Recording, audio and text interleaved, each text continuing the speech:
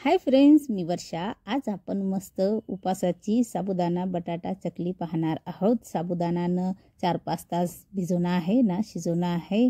फक्त 4-5 मिनिटांमध्ये उपासाची चकली तयार करून घेणार आहोत। आणि हे बघू शकता तुम्ही, मस्त अशी कुरकुरीत झाली आहे। 1 किलोचं प्रमाण घेतलं आहे आणि एकदम पटकन होण्यासाठी भरपूर अशा टिप्स सांगणार आहे, कुरकुरीत होण्यासाठी पण। आणखी एक तोडून दाखवते। हे बघा, मस्त। आता हे कशी बनवली आहे ते बघूया।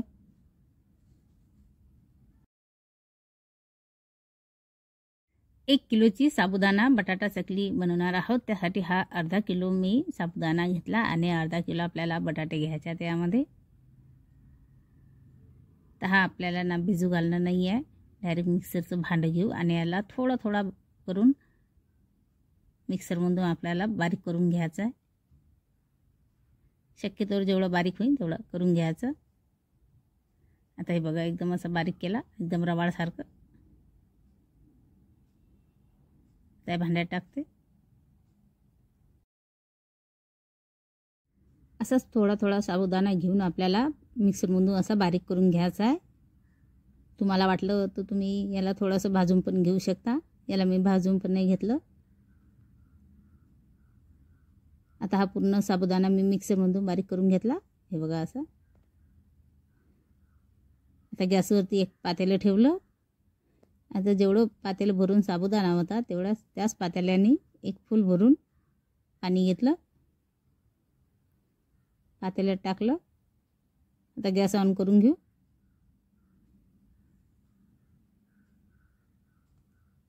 या पाण्याला आपल्याला मस्त अशी उकळू येऊ द्यायची आहे।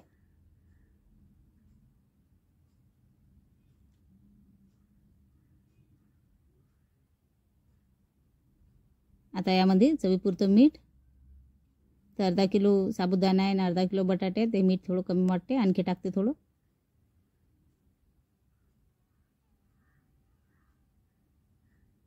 आता पाण्याला मस्त उकळ आली। आता जो मिक्सरमधून काढलेला साबुदाणा आहे तो टाकूया। गरम पाण्यात टाकताच साबुदाणा लगेच असा फुलून जातो। आता लगेच आपण याला फिरून घेऊया। तर सांडासनं पकडून घेते, पातेला हलते। मी एकच पातेलं पाणी घेतलं, तुम्ही 1.5 पातेलं पण घेऊ शकता। मिक्सरमधून काढला की साबुदाणा थोडा जास्त होऊन जाते। यात मी नंतर थोडंसं असं गरम पाणी घेऊन टाकू शकता। आता मी यामध्ये काही गरम पाणी टाकत नाही, हे व्यवस्थित फिरून घेते। गॅस एकदम बारीक करून घ्यायची, कंटिन्यू असं फिरून घ्यायचं। जास्त फिरून नाही आहे, फक्त 2-3 मिनिटं फिरवायचं। साबुदाणा टाकला की याच्या गाठा नाही राहिल्या पाहिजे, आणखी थोडंसं फिरून घेऊया।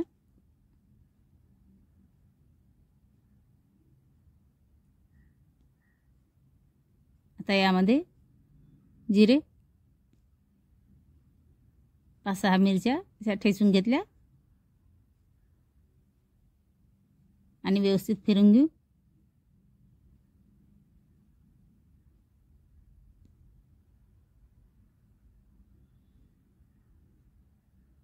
व्यवस्थित मिक्स करून घेऊ।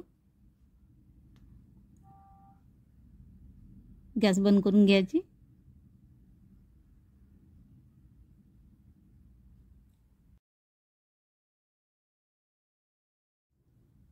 आता 3-4 मिनिटं कंटिन्यू मस्त असं फिरून घेतलं हे, आणि मस्त हे मिश्रण फुललं आहे। हे बघा, मस्त असं रवाळसारखं झालं। कुठे बी गाठा वगैरे आणि कच्चं गिच्चं काही राहिलं नाही। असंच पाहिजे आपल्याला। आता ही सराट्याला लागलेलं काढून घेते।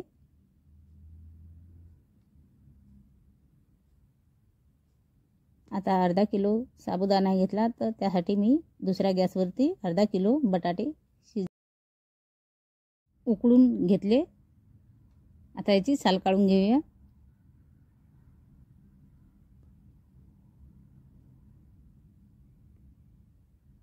आता असे सर्व बटाट्याची साल काढून घेते।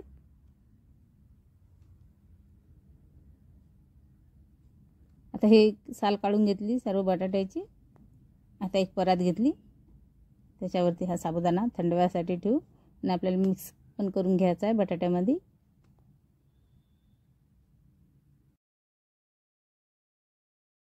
आता हे सर्व बटाटे आपल्याला असे खिचून घ्यायचे आहेत, म्हणजे एकदम बारीक होईल.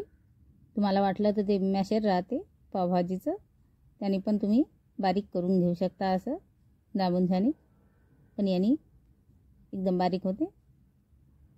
असे सर्व बटाटे खिचून घेते.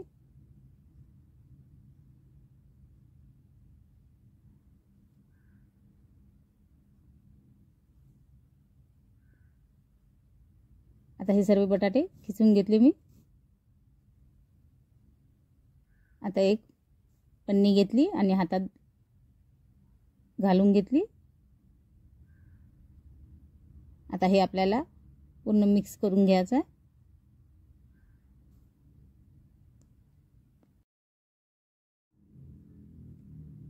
जी हिरव्या मिरच्या टाकल्या आहे, हिरव्या मिरचीचा ठेचा, ते मिरच्या खूप तिखट आहेत, आपल्याला सवय नसते. गावाकडे बाया पाट्यावर वाटण मसाला वाटता, तर त्यांना सवय राहते.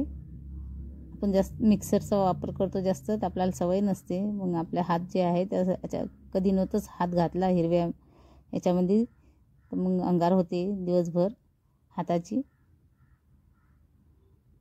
मागे मी उपासाचे सांडगे बनवले, त्यामध्ये मी हाताला पन्नी नाही लावली आणि पूर्ण दिवसभर तो ठेचा टाकलता मी त्या सांडगेमध्ये आणि हाताने असंच फिरवून दिलं होतं. दिवसभर माझे हात अंगार झाले होते. मग आईला सांगितलं, तर आईनं खायचं तेल जे राहते ते लावायचं सांगितलं होतं, लावून दिलं थोडंसं हाताला.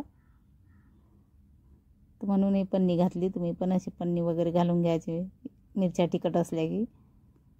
आता हे व्यवस्थित आपल्याला व्यवस्थित मिक्स करून घ्यायचं आहे बटाटा आणि साबुदाणा. आता हे बघा व्यवस्थित मिक्स करून घेतलं. आता हा सासा घेतला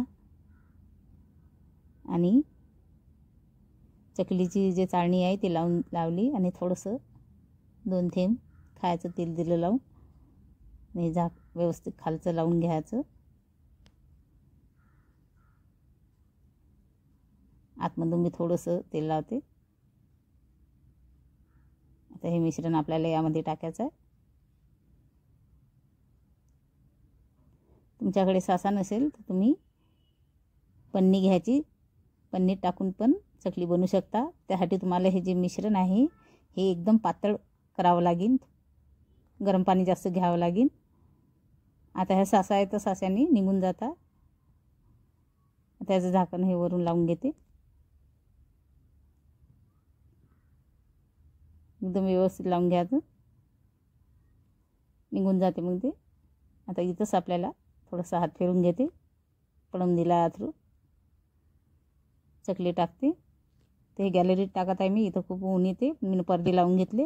मग चकल्या टाकणं झालं की मी इथून उठून जाईन आणि पडदे ओपन करून घेईन, म्हणजे जे चकल्या आपल्या त्या मस्त व्यवस्थित वाढतील. आणि जी चकली आहे ती अशी टाकून घ्यायची गोल गोल करून.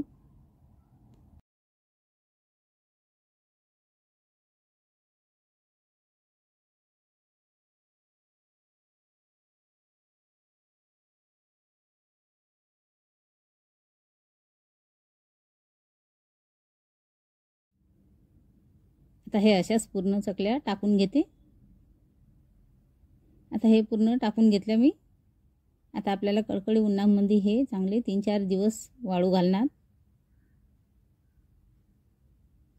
आता 3-4 दिवस मस्त हे कडकडी उन्हामध्ये मी वाळू घातले आणि हे मस्त असे वाळले आहेत.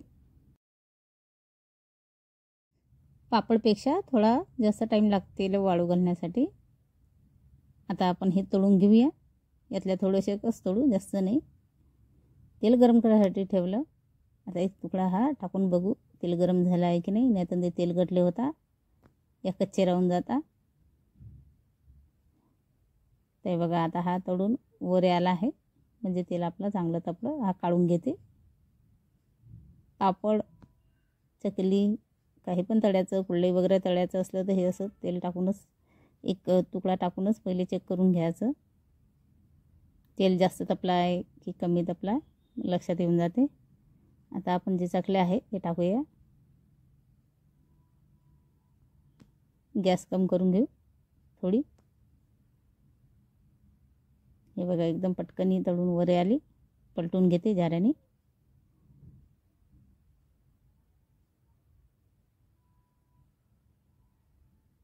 तेल मस्त तपला आहे ते लगेच तळून वर आल्या. अलटून पलटून घ्यायचे झाऱ्याने. हे बघा झाल्या आहेत मस्त. लगेच तळणं काही वेळ लागत नाही. परातमध्ये काढते. आता दुसरी बॅच आता थोडा जास्त टाकते म्हणजे लवकर तळल्या जाते. सर्वच्या सर्व नाही तळणं आपल्याला. 1 किलो आहे ते. थोड्याशा कस तळते फक्त.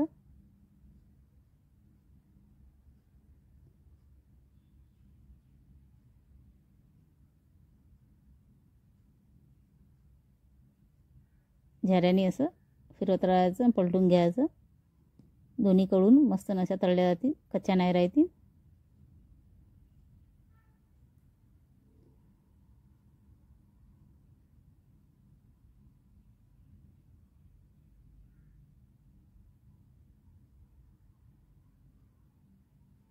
मस्त मस्त असे फुगले आहेत. काढून घेते.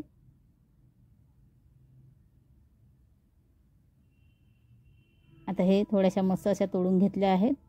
तर नक्की तुम्ही पण उपासाच्या ह्या चकल्या बनवा. खूप छान होतात. तुम्हाला माझी आजची रेसिपी आवडली असेल तर प्लीज माझ्या चॅनलला सबस्क्राईब करा, लाईक करा, शेअर करा, कमेंट करायला विसरू नका बा.